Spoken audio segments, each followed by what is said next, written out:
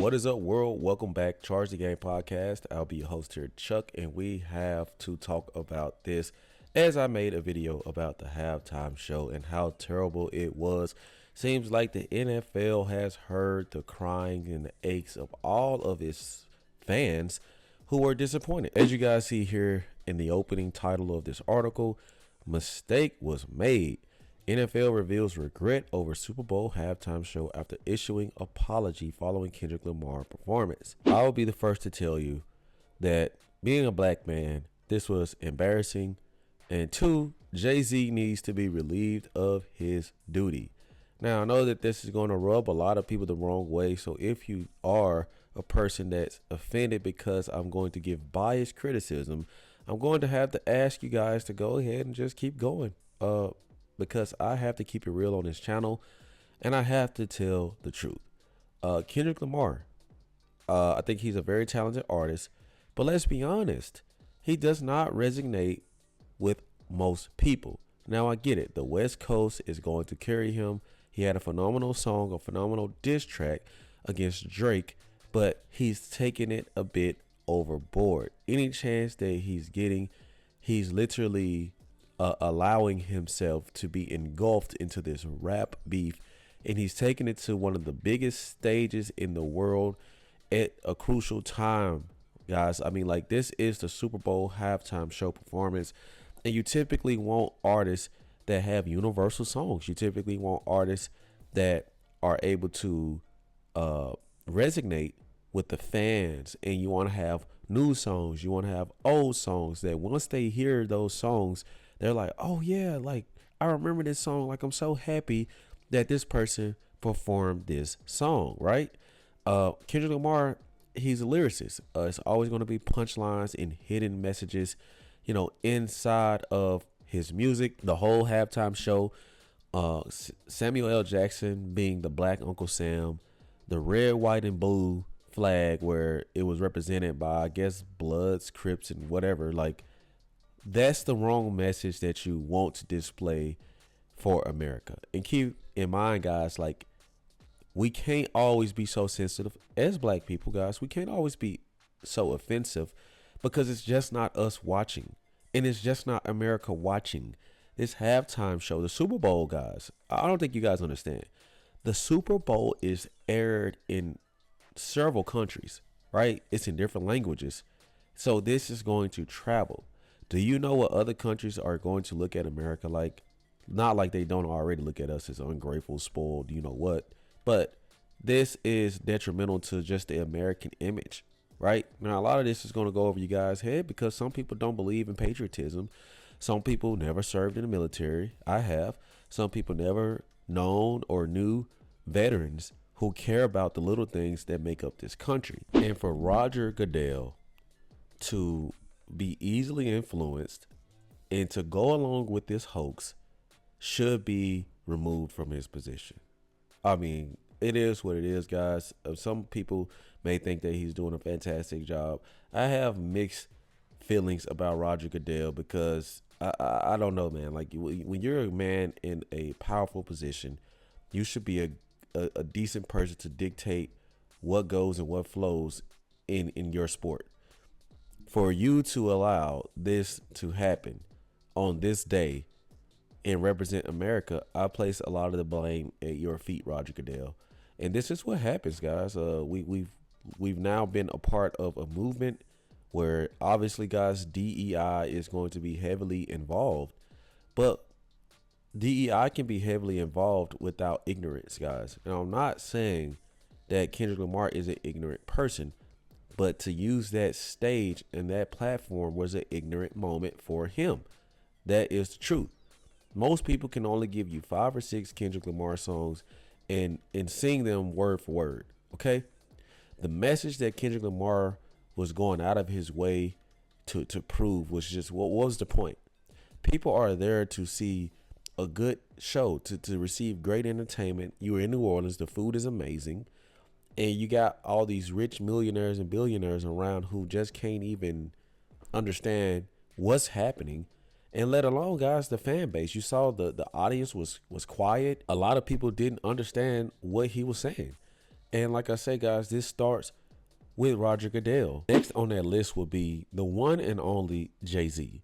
Ever since Jay-Z has come into the NFL and being the person that controls the halftime show, it's been a little gangster. Okay, I'm just gonna call it like it is, a little gangster, right? Like, I understand the culture.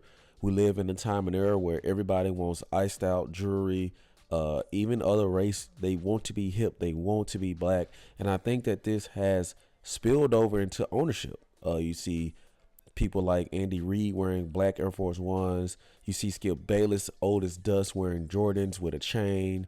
You see Robert Kraft, the owner of the Patriots, wearing Air Force Ones because it feels cool, guys. That's the one thing that I will admit. The black culture just has swag, but it's infectious and it makes people want to be a part of it, and it'll make them naive. And what I mean by that is it'll make people naive to the business that should be handled, and they allow these type of, I guess, feelings and emotions to persuade them to go along to get along, right?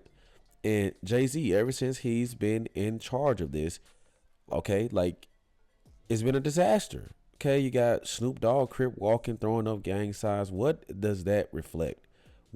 How is that beneficial? I mean, like, to me, in my opinion, it's an embarrassment to the black community because we are more than that. We are more than gang signs and this and that, and the stuff that Kendrick Lamar was putting down. I mean, there are some people who are going to put their fist up and say he did a great job. You saw Deion Sanders and all these other people. Oh my gosh, you represented us the right way. How did this represent us the right way? And now you're issuing apologies. You're issuing apologies for what Jay-Z has done and for what Roger Goodell has allowed. And you know why? Because the black community itself did not like that. Okay? You see the reviews, you see people posting that the halftime show was trash, and it was just a bunch of pointless behavior. But of course, Jay-Z, he's thinking about the money. See, he's going to go with the hottest hand.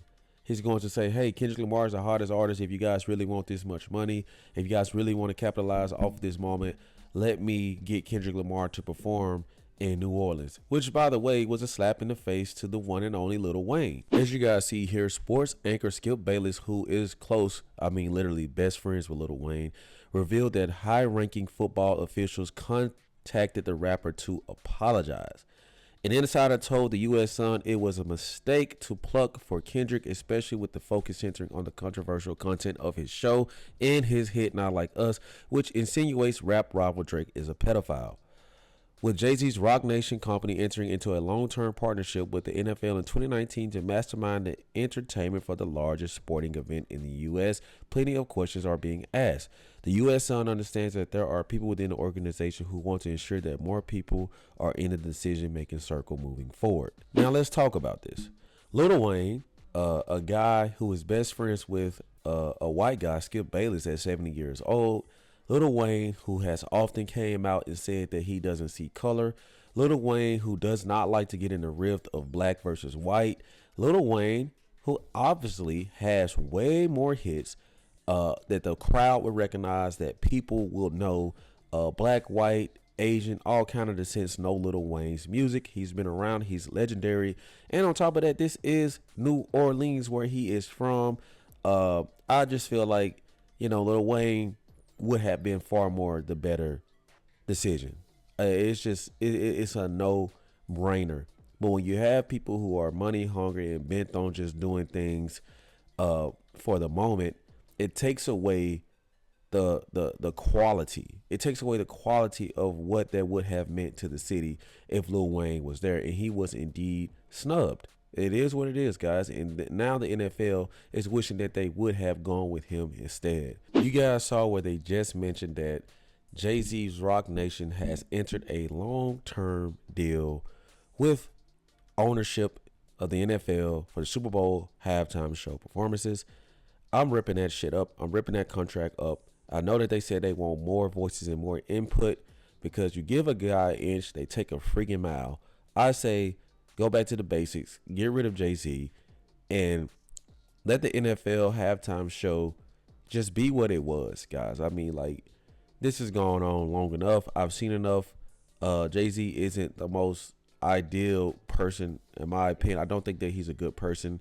I think that he does a lot of things and pays to get it covered up. I think that he's corrupt, like most people in power with that level of money, right? That level of power and money. So if it's up to me, I'm stripping the whole thing, and I'm just walking away from the whole Jay-Z Roc Nation things, because Roc Nation seems to be the clutch sports of the NFL. And I'll leave you guys with this, as it says, the NFL insider said from now on the organization would like to have artists that have some more connection to the place, the city, the state where the game will be played. Lil Wayne was the obvious choice, and that choice made wasn't the best one at all. They lamented the decision would have taken a couple of minutes to finalize, and Lil Wayne would have been thrilled to do the halftime show in his hometown. We regret not pushing for him as much as we should have, they concluded. Shoulda, woulda, could have. I don't want to hear it. This is what you guys were left with. And let me tell you something about Kendrick Lamar. Kendrick Lamar is starting to take this thing so far to where it's going to actually put people back in Drake's corner. Because at the end of the day, if Drake were to perform at the Super Bowl halftime show, Drake has more reach universally. Drake would have had the stands going crazy. And I think that Kendrick Lamar did himself a disservice. I still like Kendrick Lamar. Some of his songs I like. I'm not going to come out here and just say I'm a guy that downloads this guy's music just because of who he is, like most people, which is fake. That's not me. He has about 5 to 8 songs that I genuinely like, okay? And they aren't the ones that have messages. They are the vibes. They are catchy. They're easy to sing along to. And I think that would have made this Super Bowl performance a lot better than him going out of his way to diss Drake. Thank you guys for watching. Make sure you subscribe to the YouTube channel. Thumbs up, like the video. Let me know how you guys feel about the NFL's apology to Lil Wayne and more. Thank you guys. I'll see you in the next one. Peace.